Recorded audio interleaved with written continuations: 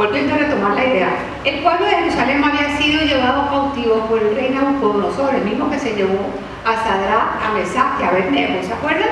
Que hablamos de la enseñanza aquella en que fueron metidos al horno de fuego. Todo el pueblo estaba muy triste. Imagínense que se los lleven esclavos.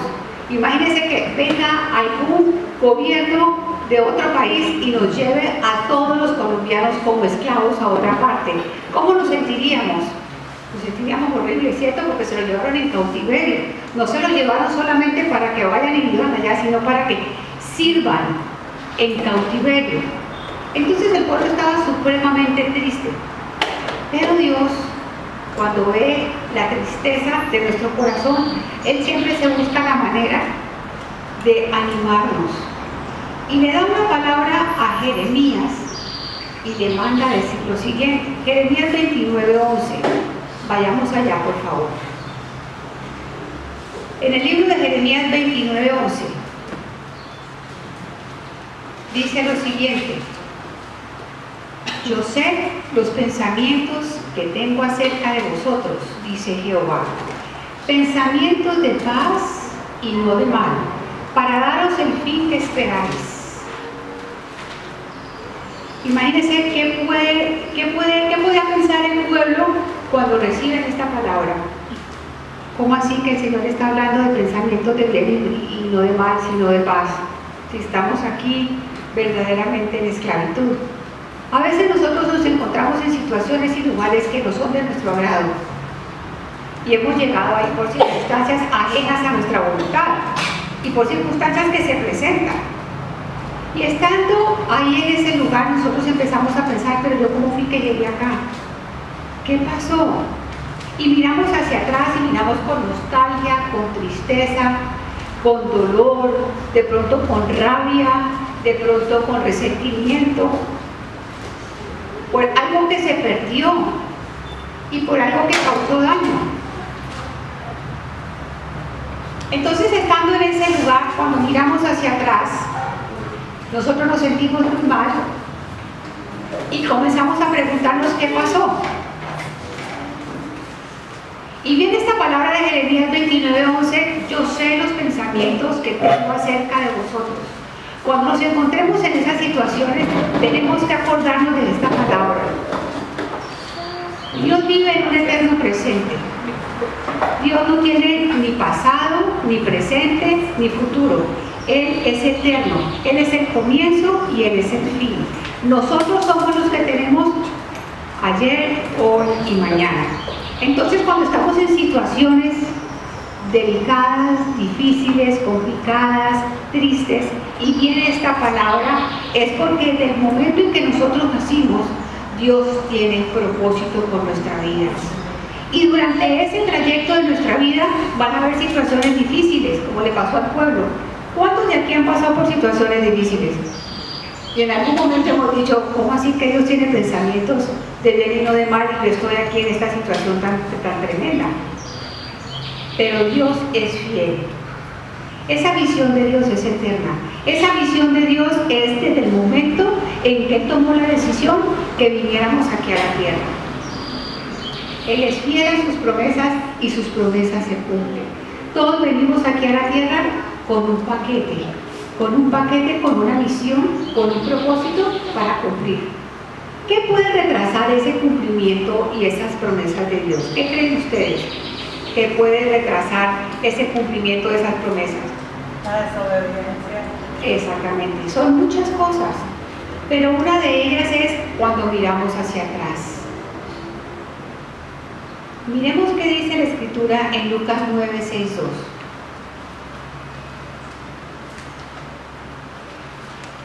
La Escritura en Lucas 9:6-2 dice: ninguno que poniendo su mano en el arado es apto para el reino de Dios, porque mira hacia atrás. Imagínense que la persona está arando, cuando yo voy arando voy así, y si hay una línea recta, y si yo miro hacia atrás, ¿cómo me queda la línea que va adelante? Como un zigzag, torcida. Entonces por eso dice la palabra: ninguno que poniendo la mano en el arado, mirando hacia atrás, es apto o digno del reino de Dios.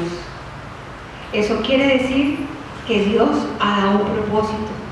Y si yo, por estar mirando hacia atrás, como dice la canción, yo también tuve 20 años y el tiempo allá era mucho mejor, y resulta que Dios tiene un camino para seguir y yo no lo quiero seguir, eso va a ser en zigzag. Entonces eso va a retrasar los pensamientos que Dios tiene sobre nosotros. Dios tiene planes para nosotros desde antes de la creación del mundo.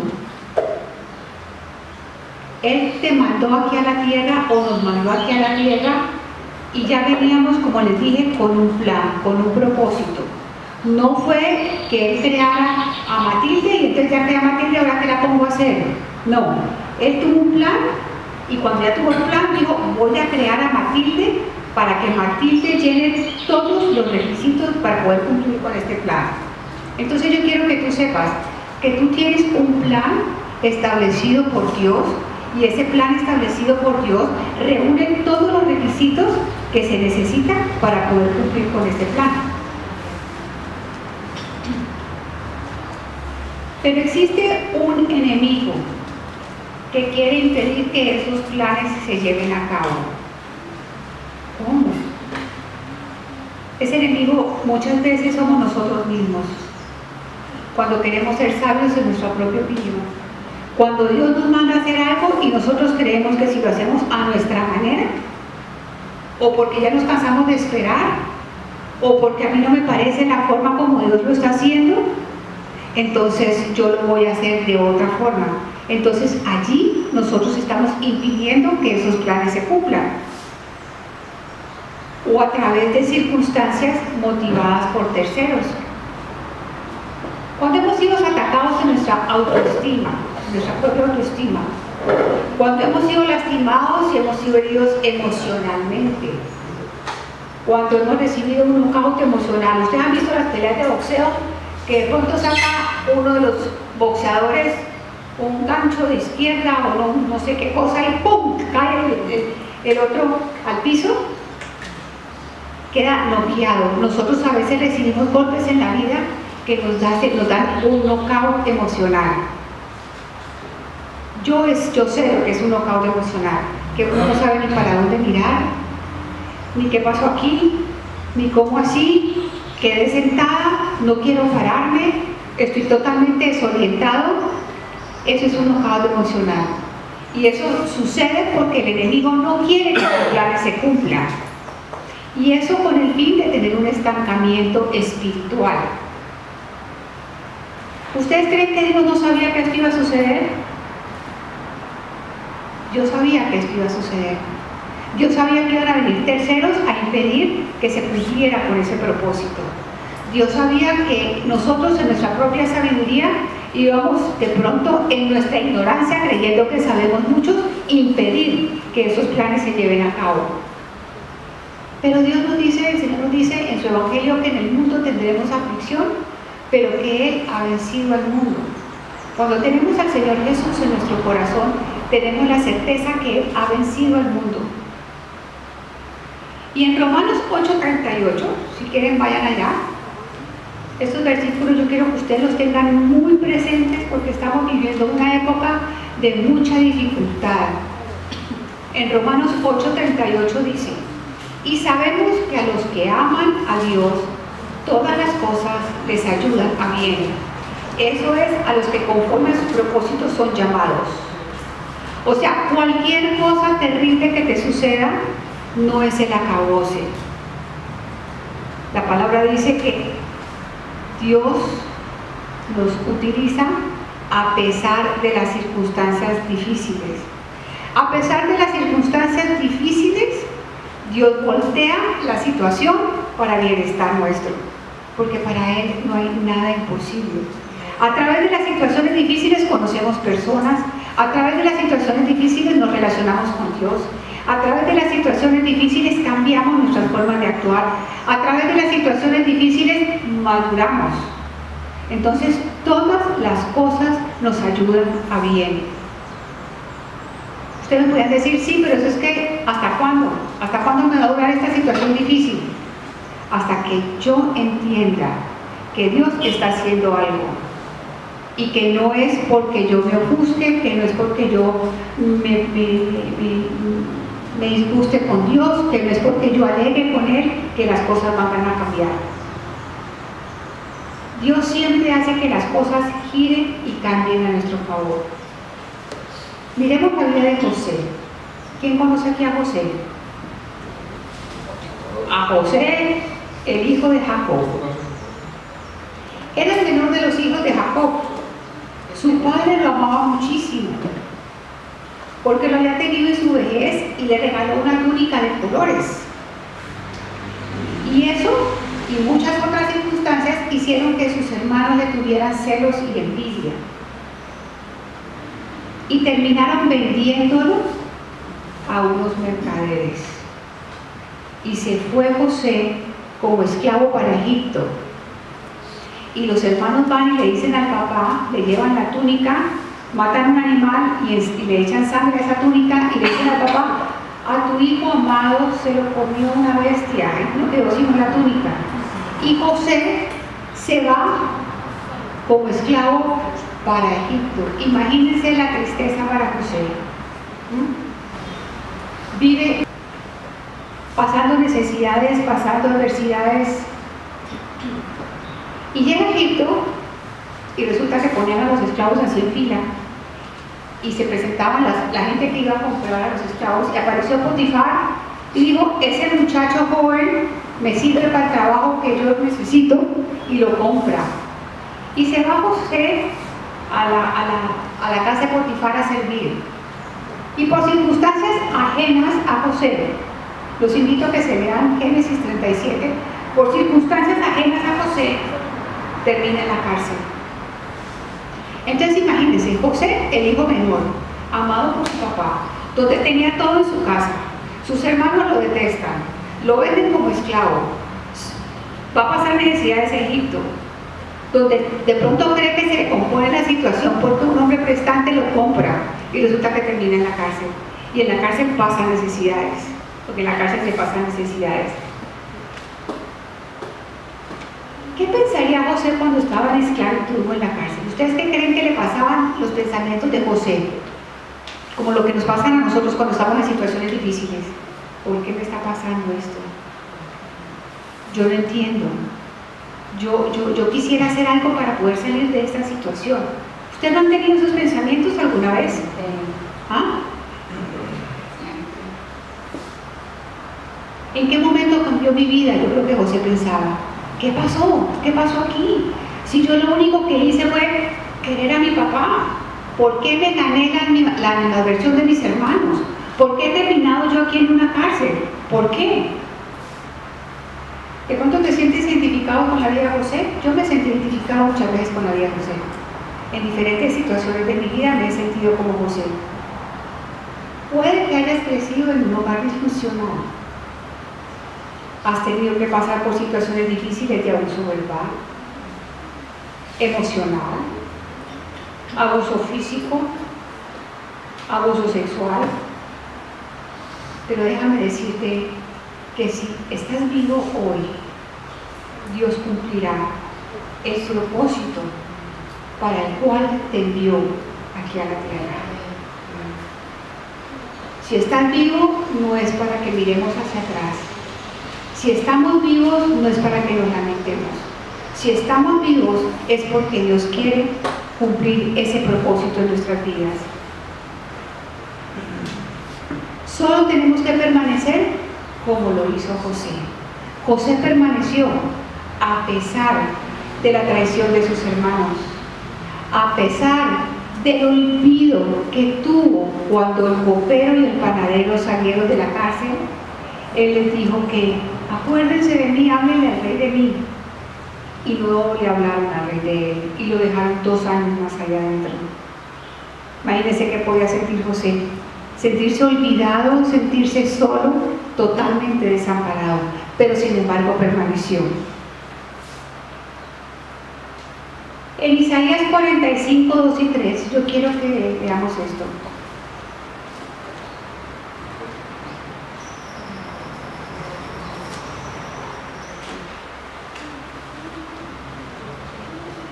¿Ya? ¿Llegamos allá?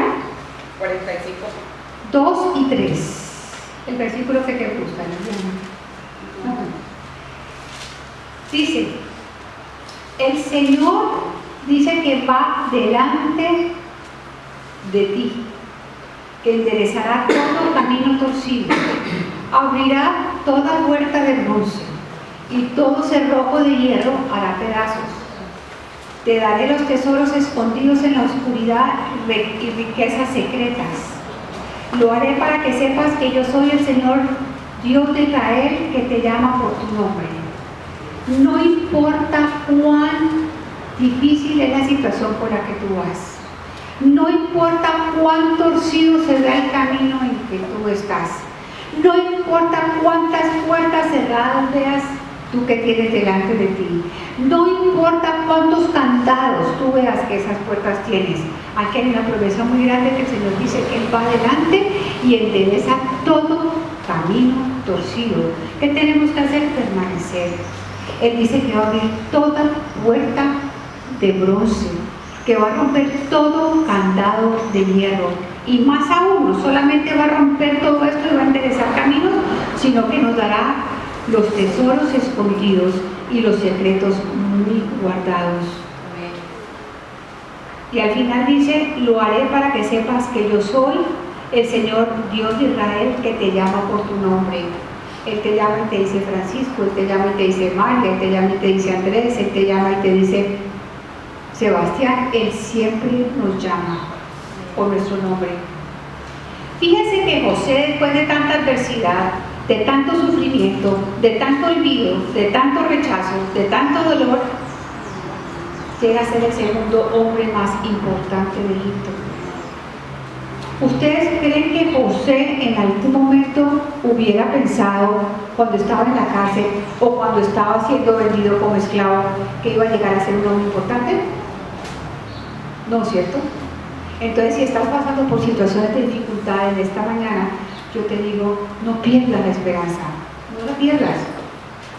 Dios te dice en esta mañana que así como José, a pesar de las dificultades que tuvo, llegó a ser el segundo hombre más importante de Egipto, tú también vas a llegar a ser una persona importante. Dios tuvo pensamientos de bien y no de mal con José para darle el fin que esperaba. ¿Qué esperaba José? ¿Qué esperas tú? ¿Qué esperas tú en la vida? Yo quiero saber qué esperamos nosotros en la vida.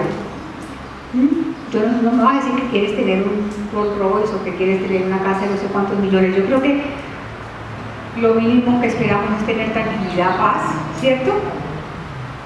Poder desempeñarnos en nuestra profesión, ¿cierto? Ok, Dios dice, tengo pensamientos de bien y no de mal para daros el fin que esperáis. Dios nos va a dar ese fin que esperamos. Los tiene contigo. Cuando te encuentres en situaciones de dificultad, busca del Señor. Que no sabes qué hacer, busca del Señor. Él te guiará, Él te mostrará el camino, Él te enseñará por dónde tienes que caminar. Vamos a Isaías 30, 21.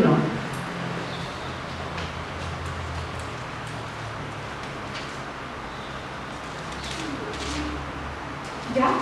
Más atrásito.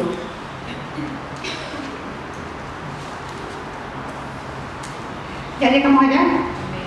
Cuando tú busques del Señor y le preguntes cuál es el camino por el cual yo debo andar, Él te va a contestar. Entonces tus oídos oirán a tus espaldas palabra que diga, este es el camino, andad por él, y no eches a la mano derecha ni tampoco a la izquierda. Él te va a indicar cuál es el camino por el cual tienes que andar. No te vas a mover por tus emociones. Como decía Andrés, nosotros no, los cristianos no caminamos por emociones, los cristianos caminamos por fe. Y muchas veces la dirección que Dios nos da es una dirección que nos parece absurda, que nos parece terrible, que no nos gusta, pero esa es la dirección que Dios nos da. Entonces, esa es la voz que vamos a oír cuando busquemos del Señor. Salmo 32, 8.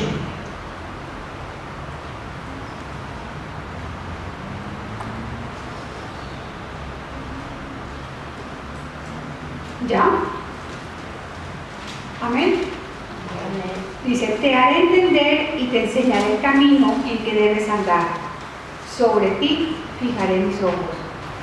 Cuando Dios nos muestra el camino por el cual debemos andar y nosotros obedecemos y caminamos por ahí, entonces la palabra dice que Él fijará sus ojos sobre nosotros cuando estemos caminando en el camino que Él nos enseña. Y yo digo esta mañana, hay un versículo que dice, si Dios lo estableció, ¿quién lo va a impedir? Y si su brazo está extendido, ¿quién lo hará retroceder? Dios estableció un propósito con tu vida. ¿Quién lo va a impedir? Muchas veces nosotros tratamos de hacer todo lo posible para que eso no se cumpla. Y sin embargo, Dios lo cumple. Si su brazo está extendido protegiéndonos para poder cumplir ese propósito, ¿quién va a hacer retroceder el brazo de Dios? Nadie. Entonces creamos en el propósito que Dios tiene con nosotros. Vamos a Isaías 43, 18 y 19. Es un paseo de escrituras, pero es importante que usted lea esta palabra. Isaías 43, 18, 19.